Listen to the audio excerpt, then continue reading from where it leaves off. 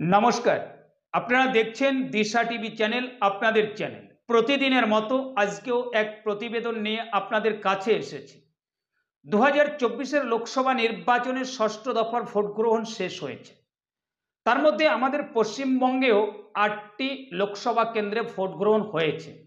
এই 8টি লোকসভা কেন্দ্রের মধ্যে যে কেন্দ্রটি নিয়ে আলোচনা বা চর্চা চলছে সেই কেন্দ্রটির নাম ঘাটাল লোকসভা কেন্দ্র। আজকের প্রতিবেদনে আমরা এই ঘাটাল লোকসভা কেন্দ্রে কোন দল এগিয়ে থাকতে পারে, কোন প্রার্থী শেষ হাসি হাসতে পারে, সেই আলোচনা আপনাদের সামনে তুলে ধরব। তো আপনারা সকলে জানেন 2019-এর লোকসভা নির্বাচনে এই কেন্দ্র থেকে তৃণমূল কংগ্রেস প্রার্থী দীপক অধিকারী দেব জয়লাভ করেছিলেন এবং তার নিকটতম প্রতিদ্বন্দ্বী ছিলেন বিজেপি প্রার্থী ভারতী ঘোষ। 2019 সালের লোকসভা নির্বাচনে দীপক অধিকারী 1,07,973 ভোটের ব্যবধানে জয়লাভ করেছিলেন। আর 2019 সালের লোকসভা নির্বাচনে এই ঘাটাল লোকসভা কেন্দ্রের অন্তর্গত যে 7টি বিধানসভা কেন্দ্র আছে তার মধ্যে 2টি বিধানসভা কেন্দ্রে বিজেপি প্রার্থী ভারতী ঘোষ এগিয়েছিলেন, আর 5টি বিধানসভা কেন্দ্রে তৃণমূল কংগ্রেস প্রার্থী দীপক অধিকারী দেব এগিয়েছিলেন। তার মধ্যে একটি বিধানসভা কেন্দ্রে সবথেকে বেশি ভোটে এগিয়েছিলেন, সেই কেন্দ্রটির নাম কেশপুর বিধানসভা কেন্দ্র, যেখানে 92,074 ভোটের ব্যবধানে এগিয়েছিলেন। বুঝতে পারছেন, যেখানে জয় এসেছে 1,07,973 ভোটের, কিন্তু একটি বিধানসভা থেকে লিড পেয়েছেন 92,074 ভোটের।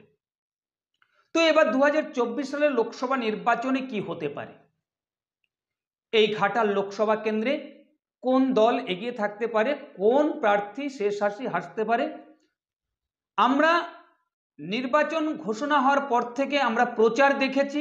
আপনারা সকলে জানেন যে যখন বিজেপি প্রার্থী হিরণের নাম ঘোষণা হয়েছে তার আগের থেকে কিন্তু আমরা দেখেছি ঘাটালে হিরণকে। তাই অনেক দিন পরে থেকে নির্বাচনী প্রচার করেছেন।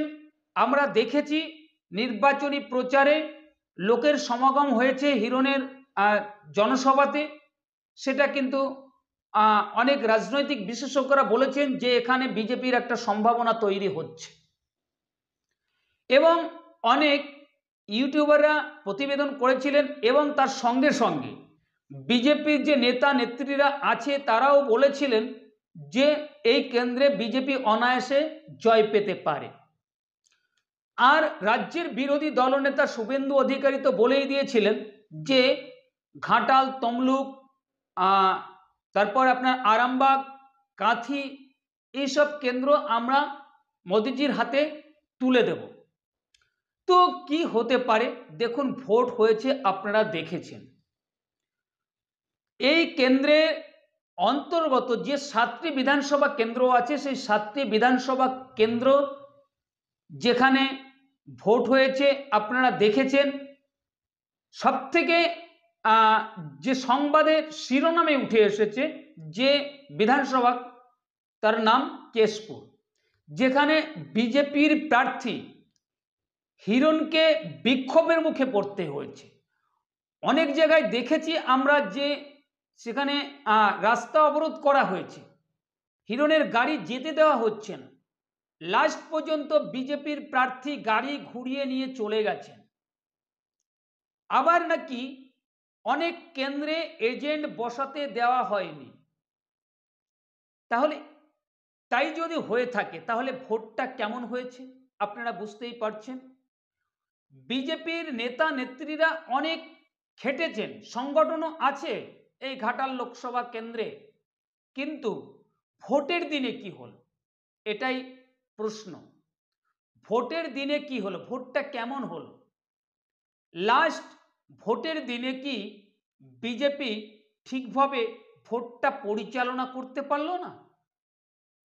অনেক বিজেপির সমর্থকরা বলে থাকেন যে এখানে অনায়াসে আমরা জয় পাব, কিন্তু আপনারা যেটা বলেছেন, যেটা বলে আসছেন সেটা ঠিক।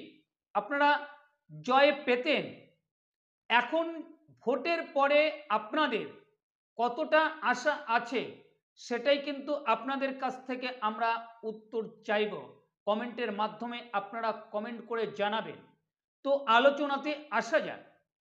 দেখুন, যেসব কেন্দ্রে বিজেপির সম্ভাবনা, যেটা ঘাটাল, দাসপুর, পিংলা, তারপরে আপনার ডেবরা, এই সমস্ত কেন্দ্রে কিন্তু বিজেপির এগিয়ে থাকার সম্ভাবনা আছে এইসব বিধানসভা কেন্দ্রে।